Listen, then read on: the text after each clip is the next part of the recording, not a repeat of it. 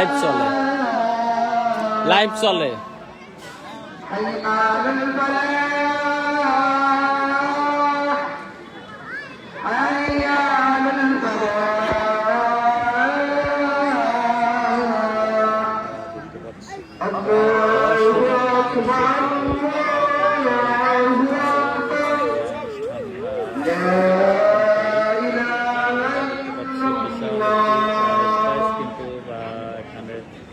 করে রাখা হয়েছে এবং এই এখানে দূর দূরান্ত থেকে শত শত মানুষ এই অনুষ্ঠানে সামিল হচ্ছে।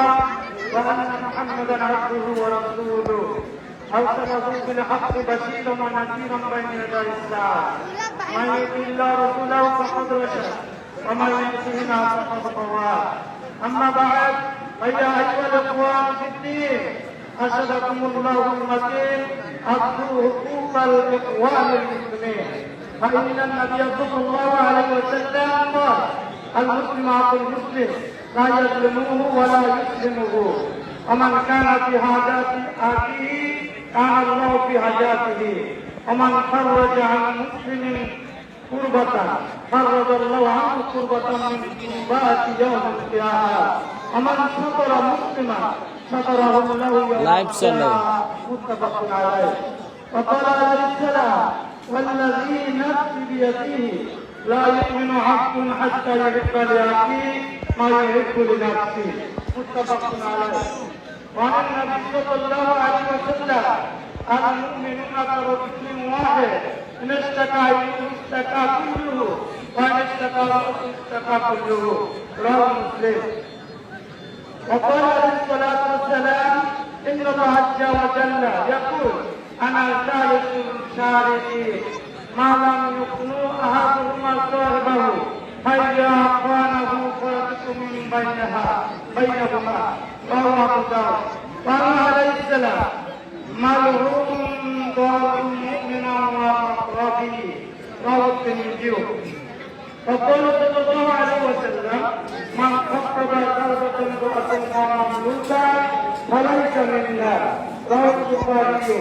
وقد جاء في الحديث إن رجلا شكا إلى النبي صلى الله عليه وسلم وسط قلبه ولم تأذى يتيم وأطعم المسكين رواه أحمد. قال عليه السلام يغفر للشاهد كل ذنب إلا الدين رواه مسلم.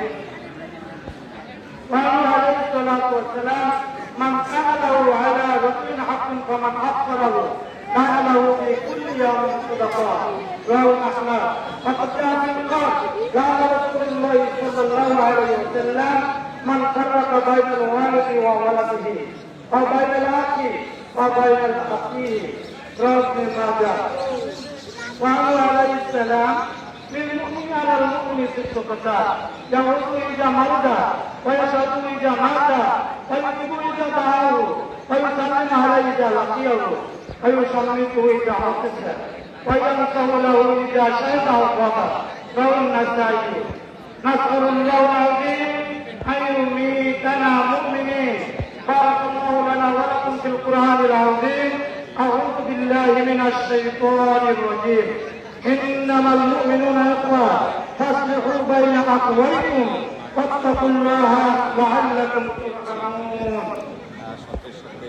মানুষ কিন্তু তারা আসছে